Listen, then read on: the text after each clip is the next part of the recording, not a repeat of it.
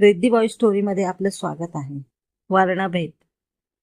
विशाखा तशी साधी पण हुशार, नाकी डोळी नीटच आणि रंग सुमार, म्हणजेच फारच सावळी पण नाही आणि फारच गोरी पण नाही. उंची जेमतेम 4.5 फूट. शिक्षण पूर्ण झालं आणि घरातल्यांनी लगेच लग्न लावून दिलं. जन्मापासून गावाकडे राहिलेली विशाखा लग्नानंतर मुंबईत आली. मुंबई स्वतःमध्ये कोणालाही सामावून घेते, तसं विशाखालाही तिने सामावून घेतलं.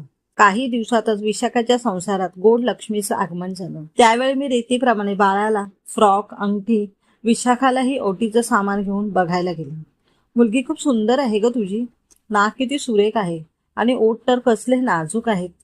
माझी ही वाक्य ऐकून तिच्या डोळ्यात पाणीच तरळलं. विशाखा म्हणाली, ताई तुम्ही पहिल्या जे माझ्या लेकीचं एवढं कौतुक करताय, नाही तर घरच्यांबरोबर इतरही जण आधी तिचा रंग बघून म्हणतात जरा कलर